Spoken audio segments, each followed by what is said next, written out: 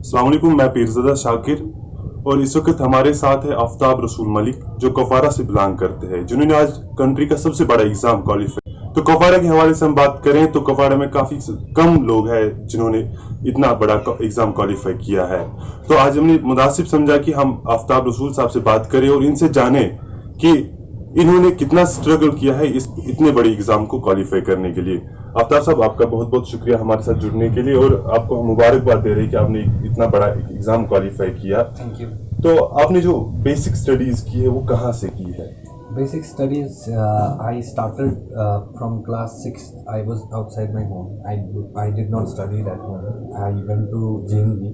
Okay. So JNB I studied till 9th. After that, I came back for 1 year and did my 10th from JNK board. Then I went to AMU for plus 2. So I completed my plus 2 in AMU and then shifted to Delhi for masters and for graduation in masters. I completed that in Delhi University, and then MPhil I completed from Jamia Millia. So after that I started preparing for UPSC. So I gave my first attempt in 2017, and then my preparation started. Now it's 2020. It was my third attempt. So thanks to Almighty. Now I got. तो इस ऐसे exams के लिए पढ़ाई में इंसान को ज़्यादा वक्त सर्व करना पड़ता है, तो उसके लिए फैमिली का एक बड़ा रोल रहता है कि फैमिली का सपोर्ट होना चाहिए। कि how was your family support? They were a big support in every moral and material sense. I would say that they helped me a lot, both morally and financially as well. They were always saying that you just focus on your dream. You don't have to worry about whatever comes across. So of course you have. Since we are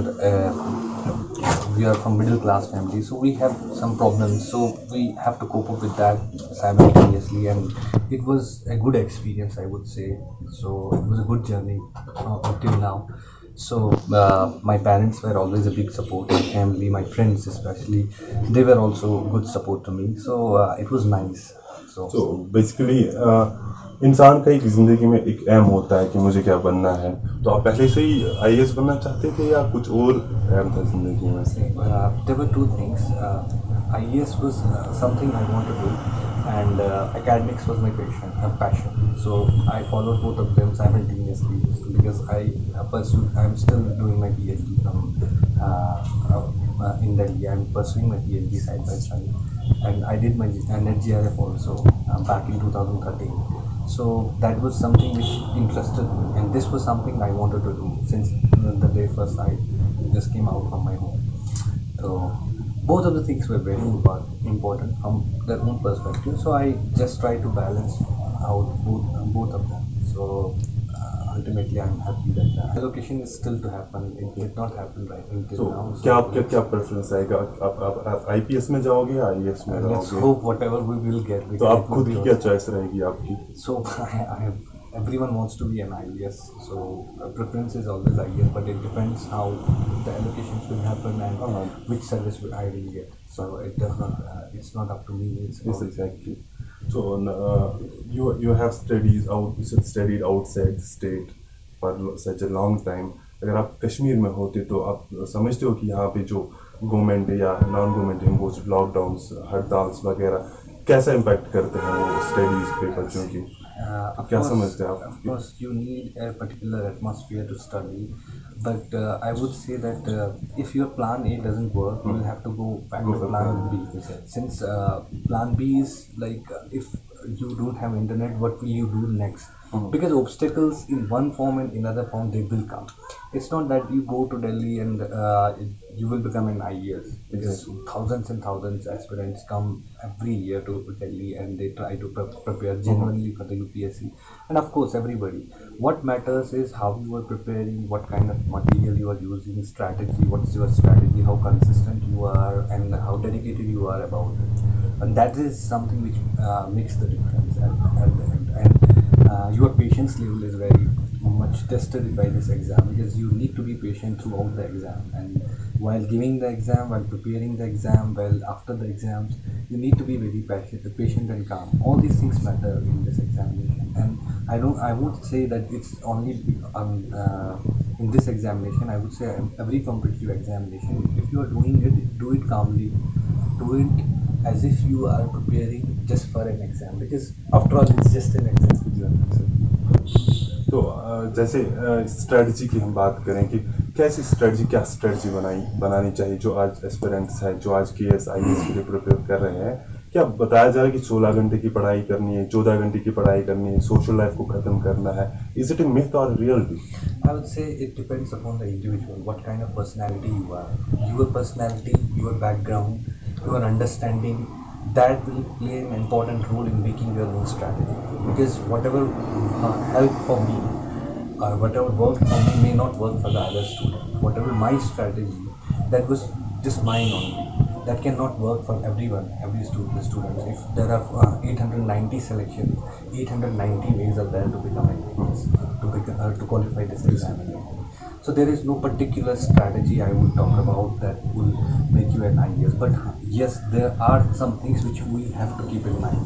Like basics are very important. Basics, understanding of all the events, whatever is happening around the world, that is very important. Your analysis power is very important. How you are analyzing things and how you are understanding things, that is very important. And then how you approach, that is up to you. What kind of approach? Yes, you have to make a strategy. Without strategy, without looking how I will complete the syllabus, how I will finish things, and how I will revise, without keeping that in mind, I think it's very unlikely that you will pass this exam. Does it impact the social life of a person? It does, but I would say that if you are dedicatedly giving 7 to 8 hours a day, and then rest of the time is yours, and that too consistently for one year, 1.5 year, you are putting in efforts and you are trying to prepare yourself well, and that too, those 8 hours you are dedicatedly using, and you use in shift wise also.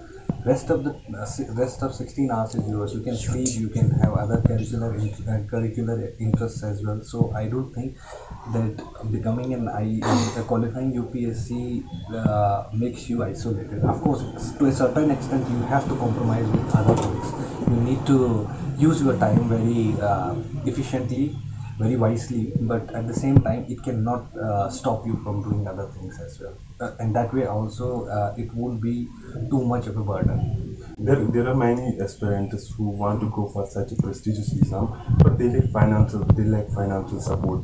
They say that they don't have financial support to go for coaching. Is coaching necessary for this exam, or this is just a myth? I did not do any coaching. Yes, I did test series. Like I wrote mains test series back in 2017, and this year I didn't do test series as well. So what is important is it's the way they are asking questions right now, the way they are having the power of analyzing how the student understands. Basically, that pushes us back to basics, and basics in the sense you have to go through NCRTs, and then you have to be very consistent with newspapers, and that is very important. If you are very consistent with the newspapers, and then you are your basic foundation of understanding of the NCRTs are very well. Yes, and you look around and you keep your mind open, and then you use the material which is available in the market. I don't think that you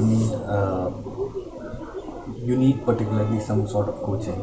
So I think it's doable for the poor as well and the rich as well. Of course, there would be some kind of there would be some kind of luxuries which would be available to rich people, but I don't think that it's not doable for the poor as well. Well, we have heard you have submitted form. You have applied for the next UPSC exam. Were you not hopeful that you would get selected in this very exam? See, it's very uncertain. It's very top level exam. It's a all India level examination. You have to be, and that's what I told you. You just be ready for the plan B. If the plan A did not work, so that was your plan B. Yes, plan B should be there always, because you need to keep a strategy intact while you are in this. In recent times, many IAS officers, IPS officers resigned from the job, and they complain that they are not given given space to work properly, to work efficiently. There are some pressures from different quarters they have been getting in, they have been receiving. So they left the job and found it is not the right place to serve the people. Do you see any genuinity in their claims? It's their choice, right to freedom of expression. So they exercise their way of freedom in that way. Let me see. अभी आपका क्या plan है जो हमारे बाकी aspirants है, क्या आप उनके लिए कुछ कोचिंग्स वगैरह या उनके लिए जो क्लासेस का इंतजाम कर रहे हो, या सोचो उनको जो डायरेक्शन दी जाए, क्योंकि यहाँ पे कोपारा में क्या है कि यहाँ पे डायरेक्शन नहीं दे सकते हम बच्चों को, यहाँ पे गाइड जो उनको करना है वो गाइड करने के लिए कोई बंदा है नहीं है. We lack that support actually here in Kopara. Do you have any such plan in the pipeline that you will go for it, you will guide aspirants? Of course, whichever opportunity I will come to serve in that way, guiding the students in Kupwara, or making public understand how you have to, making students understand how you have to prepare, or what kind of strategy you require. Because since I can't say any strategy, I can give them some basic tools to how to prepare. So of course, if I'll get any opportunity in the future, definitely I'll be there. Definitely I'll use that opportunity to guide students in Kupwara. But what I want to say is that follow your dream, whichever you want, whatever your interest is. Like if somebody wants to be a footballer, just go for that and give your best in that. If somebody wants to be a doctor, you don't have to be an IAS officer, because you'll get your fame and name there also. So whatever your interest is, you pursue your interest, and then see things will be very, very easy to do, because it's all about your interest. If you are interested in something, just follow that. And what you need to do is consistency, dedication, hard work, and just be calm. Don't worry about failures, because if you try, then naturally either you will fail or you will pass. So whichever way, at least you will try. जब आपको result का पता चला कि मेरा result आया और मैंने क्वालिफाई किया है, how was your first reaction? क्या आप ही को पता चला या किसी घर वाले को पता चला? घर वाले को पता चला, तो it जब was उन्होंने normal. I was आपको happy. That's it. जब उन्होंने आपको बताया तो आपको बिलीव हो गया कि सच में ऐसा हुआ है? No, it was okay. It was okay. चलो, शुक्रिया हमारे साथ बात करने के लिए. इंशाल्लाह हम आगे भी आपसे बात करेंगे. जो स्टूडेंट्स एस्पिरेंट्स हैं उनको डायरेक्शन देने के लिए, उनको गाइड करने के लिए हम शोज करते रहेंगे आपके साथ इंशाल्लाह, अगर आप फ्री रहेंगे. तो ये थे हमारे साथ आफ्ताब साहब जिनसे क्वालिफाई किया है एग्जाम. एक तो आफ्ताब साहब है हम जो हमारे साथ हैं, जिनकी बातचीत आपने हमारे साथ सुनी, और दूसरा है नादिया बेग. नादिया बेग भी बिलोंग कर रही है कोपारा से. शुक्रिया हमारे साथ जुड़ने के लिए.